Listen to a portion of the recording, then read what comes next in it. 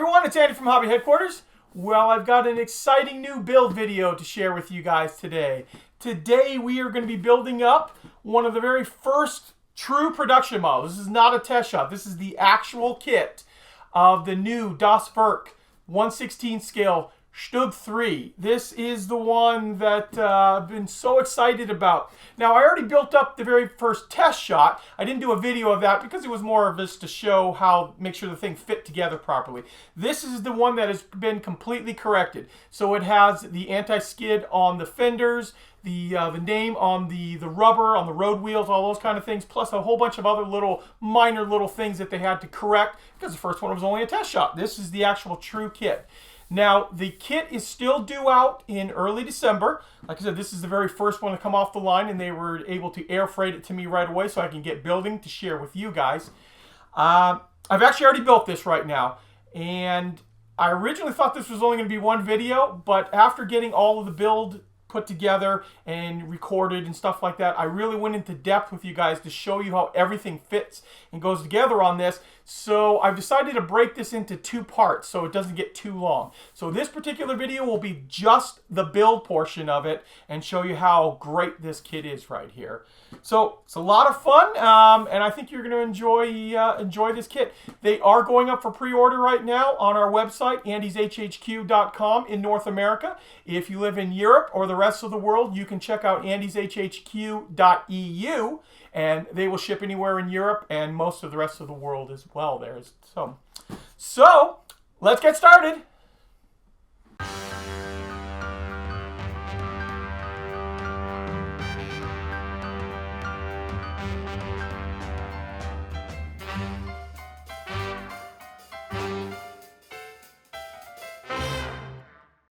Hey, before we get started on the build video, I want to share with you guys something.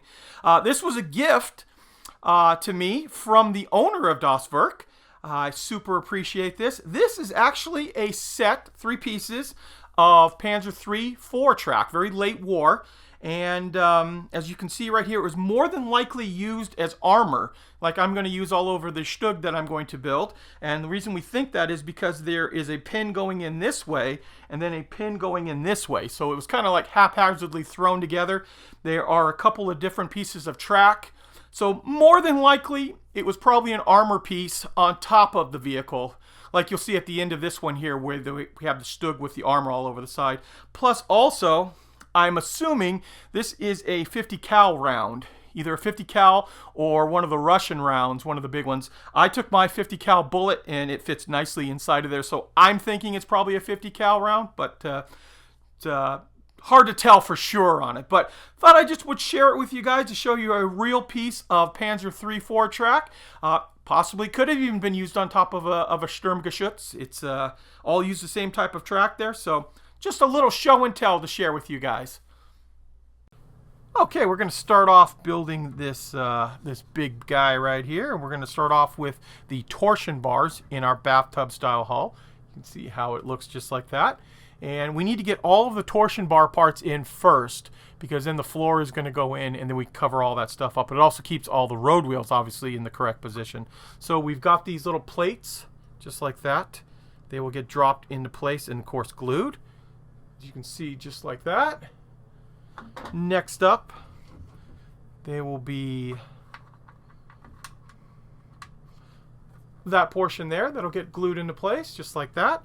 And then I'm going to show you how this looks here. So from this side, we're going to drive a torsion bar through, and the very end of the torsion bar is squared off, and it locks into place. So we're going to glue that just like in there. And once that gets glued on, we will go ahead and put the top portion of this on, just like that. And that happens 6 times on this side and 6 times on the other side. And final thing that you'll see from this angle is this is what the torsion bar looks like when it comes through from the other side. So each one of them is going to be a pair of torsion bars. Now what I'm going to do here is I'm going to go ahead and get all of those into place. It's pretty simple, as you can see. Just a matter of cutting the parts off, sanding them, and then gluing them in there. So let me go ahead and do that. I'll come back and show you the next step.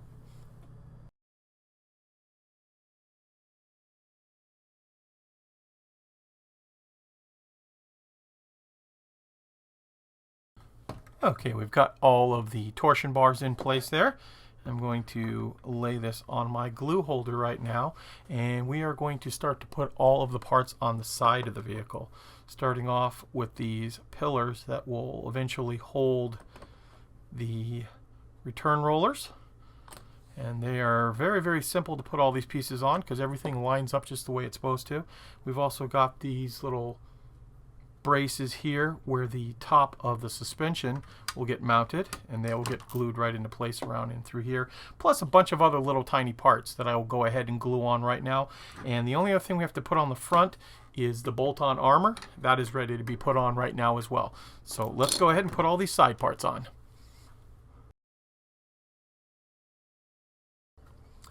Okay, now that we've got these pieces on here, I'm going to show you these suspension arm guides, and we're going to just mount this one into place. It's tight enough that it'll fit in there just the way it is. It's got the little rubber bumper on it as well in here. One thing before we go any further on this, keep in mind too, each one of these different guides is very specific for the area it goes. So this one, and this one, actually all use the same, but the fronts use different ones, and then the opposite side uses a different type of guide too. So when you're building those parts, keep them in little bags or keep them separate so you're not confused which one goes where. And what I did was I built up one of the suspension arms. I want to show you how the torsion bars work. So you'll glue that into place there, and you'll see how this actually will ride on that guide there. So the weight of the vehicle will push down on it. That bumper is there to make sure it didn't, go too far on it. But see how incredible that is that they've put that guide in there and how perfectly it works on it. So something you don't normally see in the 35th scale kit, but the 16 scale kit definitely has it.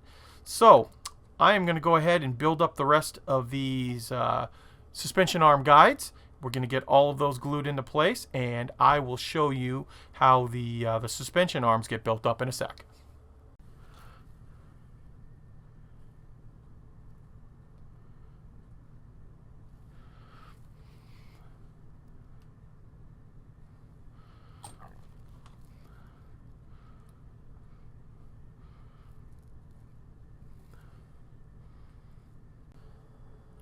Now that you've seen how the arm goes together, I'm just going to show you quickly how all of this gets put into place.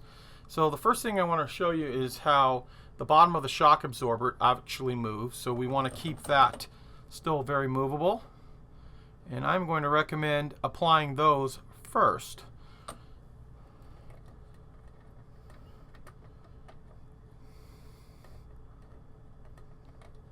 Gluing that just into place just like that.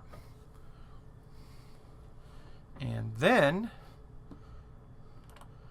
you can come back with the other part, and it makes it a lot easier to slide this in here, put a little bit of glue on top of that one, and lining up that little bar just like this, and that one is ready to go.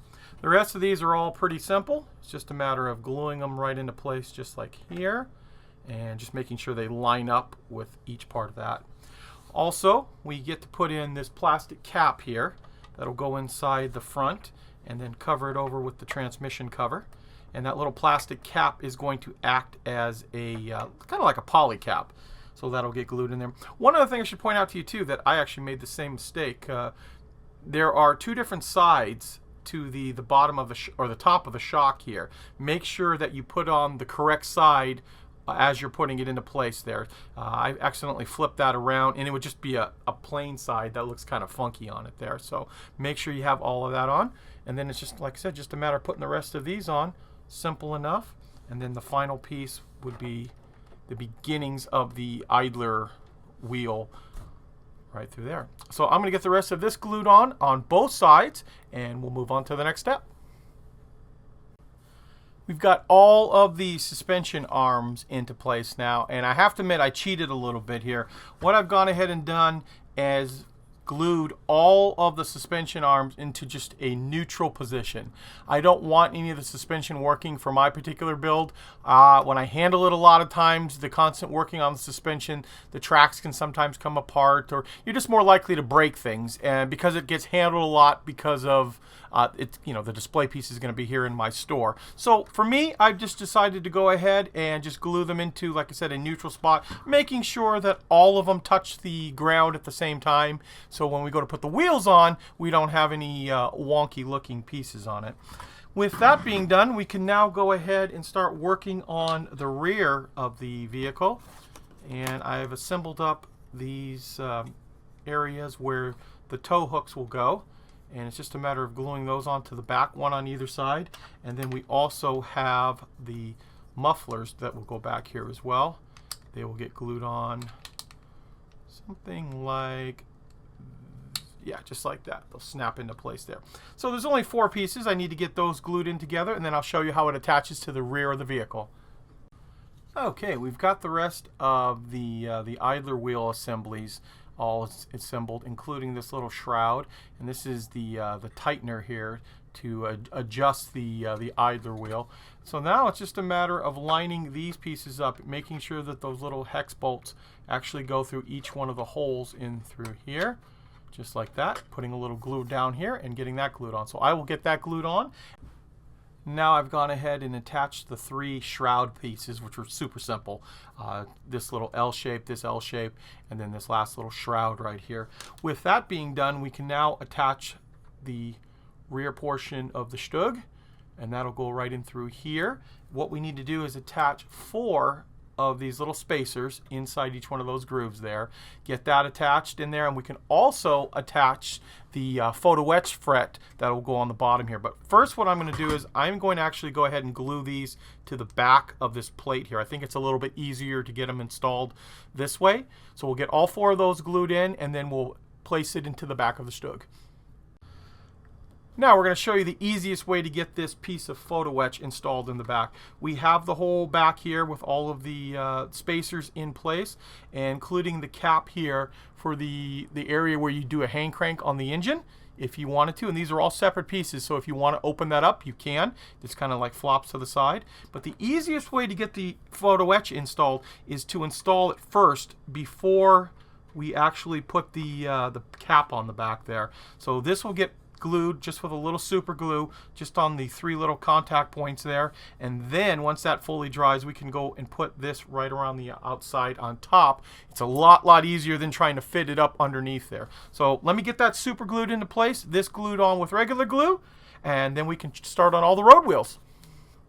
Okay, now I'm going to show you how the wheels go together, and this is all of the wheels including the spare. There is going to be a little spacer that goes inside of here. This one right here, it's plastic. We're going to put it on this side of the vehicle. And as you see me start to do, I've taken some liquid cement, and we are just going to go around the outer lip inside here, keeping the glue away from the inside. Because if you get glue on the inside, you're going to fuse this cap inside here.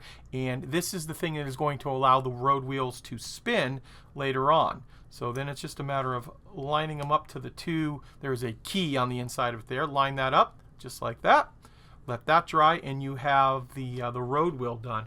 Now, what I'm going to recommend is for the rubber, that the rubber, you can go ahead and glue the inside one on just like this. But for actually painting and weathering, I'm going to leave the outer road wheel off, paint this up separately, get it all done, and then drop it into place. And I'm going to show you what I mean. So here I have a weathered up road wheel. We've got the inside rubber inside here already attached.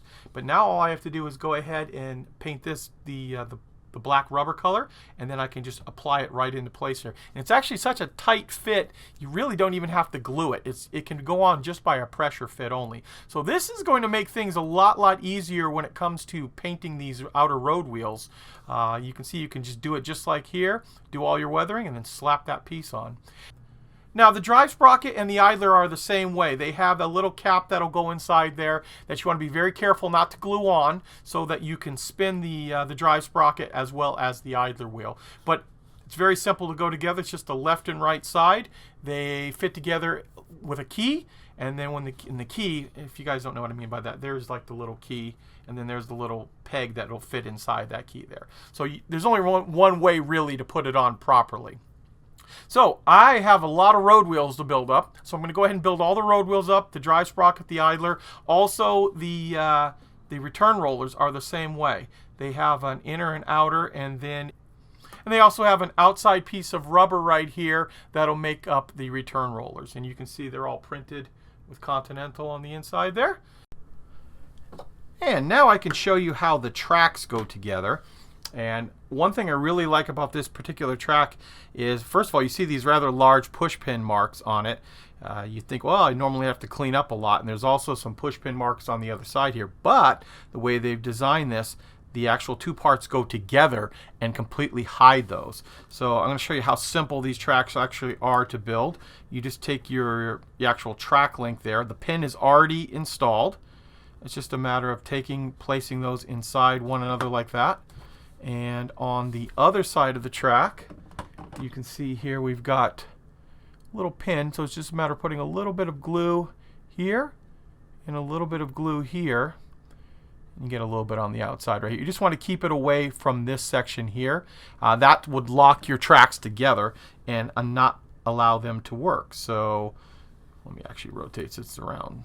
So you put the two links together just like that. This comes down in here and pins the two of them together. Just like that. And then you just glue that up. And you can just go down the line, and then really quickly you can get something like this, that the tracks are all individual and work and go together really quickly. So there are 92 tracks on either side of this tank, so we've got a little bit of work to do, but honestly I've built them a couple times now. They take about maybe about 3 hours total to cut, clean, and put them all together. But very nice, have a nice sag to them once you put them on. And after a little bit of work, I have all of the inner portion of the road wheels, the drive sprocket, the idlers, the tracks all done up. And I'll show you a close-up of the drive sprocket here after it's been weathered. And I will show you a more in-depth on how to do the weathering, because it's going to be the same way we do the outer portion of the painting and weathering on the StuG. But this gives you an idea. So all these pieces you could put into place right now, but I think it's just going to be a lot easier to go ahead and build the rest of the StuG and put all these pieces on afterward, after we do all the painting. It's just going to make it that much easier, especially in this large scale. Okay, you can see the bottom is coming together pretty quickly and nicely. Now what we can go ahead and do is install part of the interior. We've got our firewall, which would separate the fighting compartment from the engine compartment. That will slide right into place there. There are a couple of other little pieces, including this channel here, which is where, if the engine's back here, the drive shaft would go right through the middle here up to the transmission that would normally be up front here too. So we will get all of those pieces installed in a few minutes. One thing I want to talk to you about first is these bolt-on pieces. These are little strips with bolts on them here, and this is the way that they would attach the upper and lower hull to each other in the StuG. So they will fit into their keyed areas all around the upper part of the hull here. And what I'm going to end up doing is I'm just going to cut them out as I go and glue them into place. That way I don't mess up, because I think there are 8 or 10 of them, and you just don't want to be trying to figure out which one of the areas it goes to. If you cut it off the sprue, you know exactly where it's going to go. Sand it, glue it into place. So I'm going to go ahead and get the firewall in and all of that bolt pattern stuff on, and we'll come back and show you how we start to build up the upper part of the hull. Now we need to start assembling the 2 front hatches on the glasses plate here, and you can see here we have a little hinge that we build up. And what we need to do after that hinge, you don't actually glue it, is to attach it inside just like this, so that the hinge will actually work. And we've got 2 of those on either side, and once that gets put into place, we can go ahead and attach the upper part of the hatch that attaches the other side here, just like in through there. So obviously I want to do this off camera. It's kind of fiddly little work, but want to give you guys an idea how they actually are. So if you put just a small amount of cement on it, both hatches should work fine. Okay, we've got the hatches all workable there. So those are all attached now. We can attach this bolt-on armor. just like this, and then we can go ahead and glue this whole portion on. Snaps right into place just like that. Now I've gone ahead and built up this gun support here that'll get glued right into place just like that. There's only like 4 pieces that make up that gun support, at least the back of the gun support.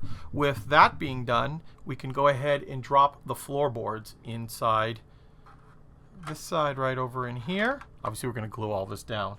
And then the other side will drop into place just like this. And it kind of wraps around all these other pieces. And you see, kind of almost like clicks into place there once it gets in. And then we can go ahead and start building up the other gun support that'll go right here in the front. Now, with most of the lower hull complete, we can begin working on the fenders and finally the superstructure.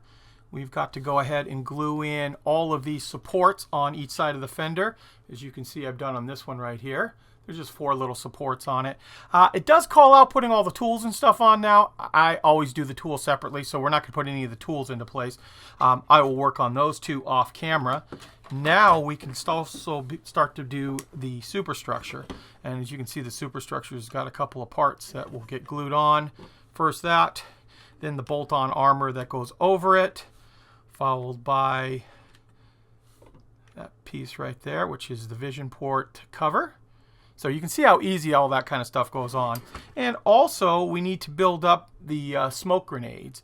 And it's a pretty simple process here. We've got our base, and then just sanding the 3 grenades, or holders of the grenades each, gluing those into place. And what I'm going to do now is we're going to just glue these couple of parts into place, just like this. Very simple. Get them all glued on there. And the way this goes together is once this gets assembled, you actually attach the fenders to the actual superstructure first, and I know it goes the other way, but it'll attach up inside like that, and then you build all of this up, and then you drop it onto the vehicle. So let me get those pieces put into place, and then I'll show you how the inside of the sponsons go in there as well.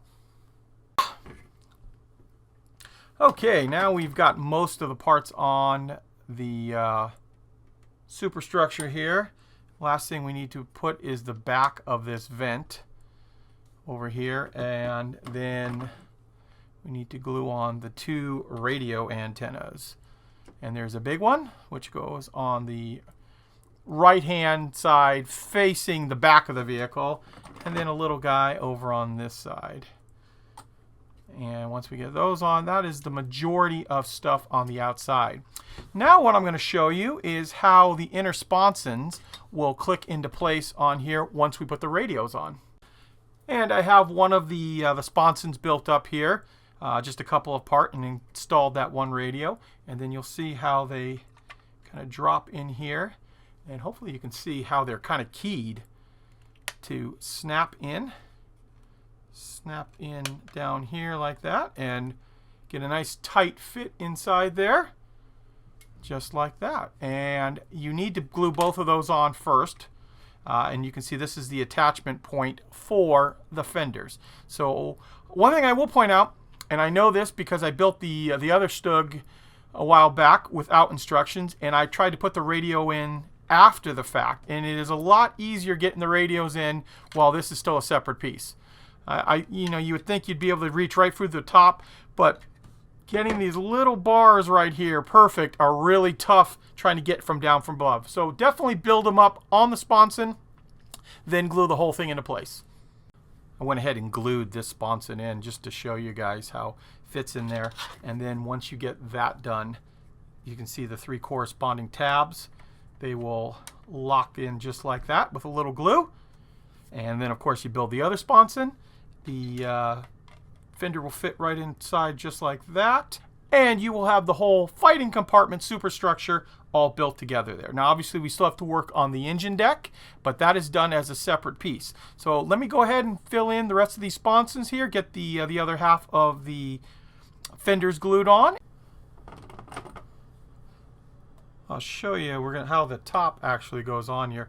Before we do have to attach the 2 fender supports, one on either side, so you can see that right there. And then we can go ahead and drop this right into place. Snap those two sides on, and then the same thing with the back here. Actually, the back's just snapped already into place there, and it's just a matter of going ahead and putting a little glue all down the sides. And as you can see, we've got quite a bit of our StuG already built up. Now I'm going to show you the engine deck and how simple this goes together.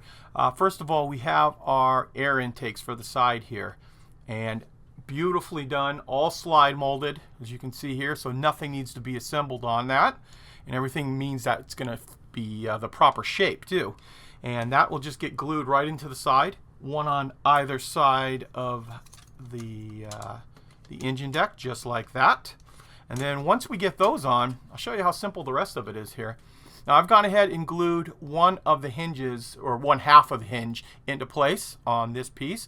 They actually work once you put them on, so it'll just be a matter of gluing those on, gluing the other half of the hinge on, and then put this spacer in just like that, and then finally the cover. And you do that here, here, here. There's two cover plates here, one on each side here, and these have the little bolt-on piece that is the area they carry the extra road wheels on. So that's it for putting this on. Other than putting the photo etch on top of the air intakes, that is the entire thing. And once that gets put all built up, we can go ahead and glue it right into the back here, just like that. So I'm going to take some time off camera, put all those pieces on, and then I'll show you how it drops into place right there. Here's a quick little builder's tip as you start to put the photo etch on. If you'll notice on the photo etch there is already some bolt detail on that part of the photo etch. So because of that, you have to go in and cut off the bolt detail on the actual hull. And there'll be 4 here and a couple of them here, and then just sand them smooth. That way when you go ahead and put it on, you will have the bolt detail. It won't raise it up. It'll look weird if you don't. You also want to go in there and just slightly bend these, because there is a slight little angle between, you can see here on the side here how there's a slight little angle on that you need to have that bent. So it just makes it a little bit easier when you go and glue those into place. And obviously make sure you glue them in the correct direction with the bolt detail up on top. And that'll get glued just like that, just like the other one. And we are ready to attach it to the back of the StuG. One other quick thing. There are these 2 little pieces right here that go on either side of the engine deck, and each one covers up something or goes over the top of the exhaust. Does anyone know what the heck this would be? I've tried looking it up. I did not know what it is. I don't know if it's a sensor or whatever it is. There are some other thing, but you do have to put one on either side. So if you know what this is, please go down in the comments below and tell me what it is. And there it is. There is the rear engine deck installed on the back of the StuG. And one thing you may have noticed throughout the build here is as I get a section done and get it all sanded and cleaned up really nicely, and when I'm done to the point where it's ready to attach, I go ahead and shoot it with a quick coat of Mr. Servicer 1000. That lets me see if there's anything I need to repair on it, you know, if I missed a sanding area or left something else off like that. And it also, it looks good. The gray color right there really makes everything look uniform, and you can see anything that you still need to do on it. What I'm going to do now is just show you, right after I'm done talking here, a sped up version of how the main part of the gun goes together. And we'll start that right now.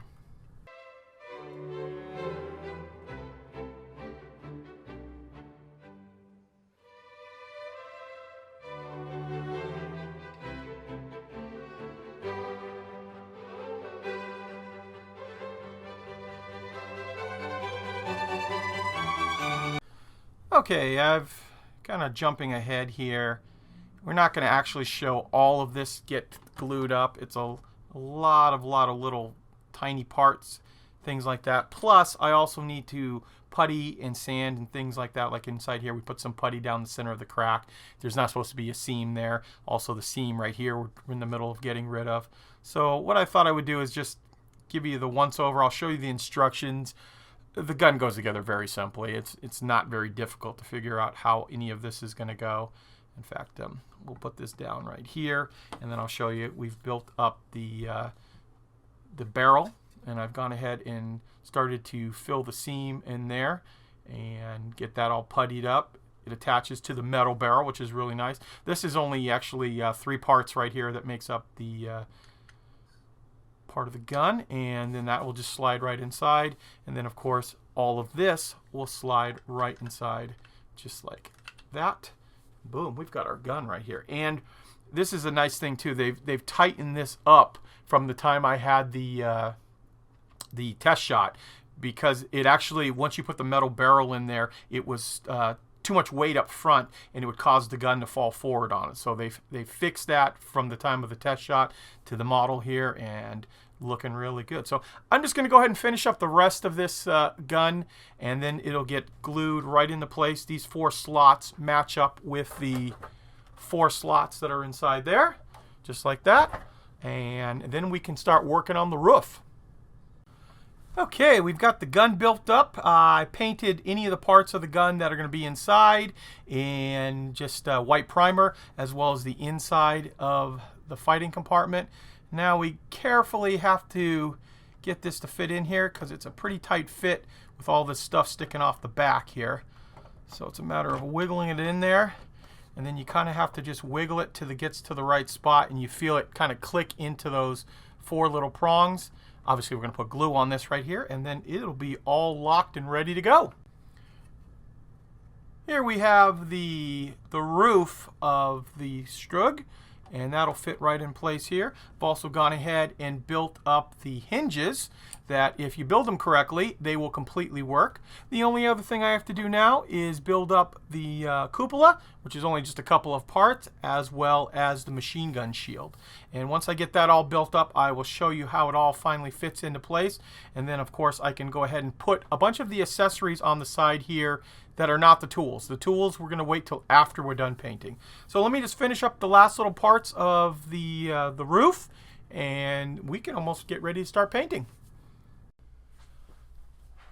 And here is our completed model for construction. Now, remember earlier I told you that I painted the road wheels, the drive sprocket, the idler wheel, and the tracks. And what I did is, on one side of the vehicle, I temporarily put those in place to give you an idea what it looks like. None of this stuff down here is attached at all. And in fact, I read the instructions, and actually you need to put 93 tracks on each side. So right now there's only 92 on that side, and that's why it's so tight. And I was going to put the last one in, but I think it's better we don't, because the tightness keeps everything on there while I was trying to transport this around. Now, as you can see here, we put all the little brackets, the little hinges, all that kind of stuff on there. We have our cupola on here. I did leave out all of the glass. The glass we're going to put in after we do get done all of the painting. And also, from what I understand, this thing used to turn. So maybe it's a good idea that we don't leave it secured, because then you can always rotate it into a different position. Now what I'm going to do is I'm going to turn this on, give you guys a little 360 view of the built-up vehicle. Now remember, there obviously is a little bit of touch-up that needs to be done on those tracks and things like that, as well as the road wheels. They're mostly painted. We're going to do that once we get in. And I only put tracks on one side because without gluing the wheels on, very, very difficult getting those tracks on. The road wheels all want to fall off. The idler ones that fall off, so it's just easier to do it this way. And as you can see, we've got the MG34 mounted up on top. I'm going to show you a close-up of some of the cool features that come with that. And we are going to do that right now.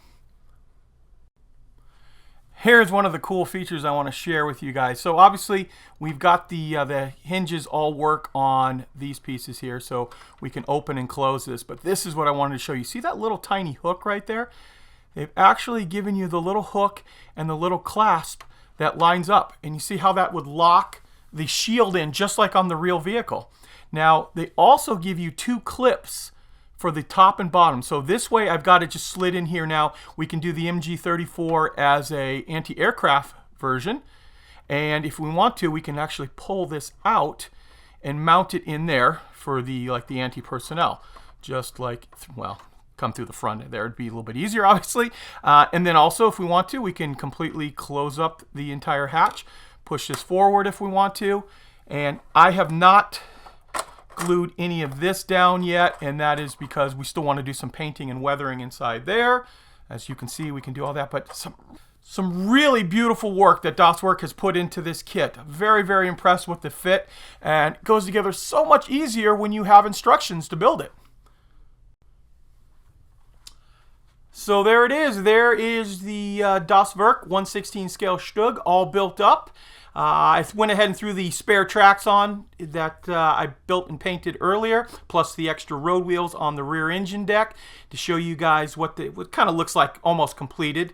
Now, in part 2 of the video, we are going to go ahead and do all the weathering and painting on the vehicle. I think that's going to be the most fun, I think, on doing this whole thing. One other quick thing I want to show you too is we're going to take a piece of this spare track, and I'm going to put it on top of the real Panzer III 4 track and show you, see what you guys think of the weathering and rusting job I did on the spare track.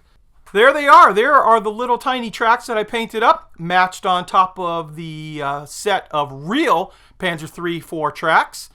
As you can see right here, I've kind of patterned after the middle of the track right here that it wouldn't be completely tarnished. I know some of the areas over here are very, very rusty, and we didn't want to make them look like that. We wanted to make them look like they're pretty well worn because they've been sitting on top of the tank for a while.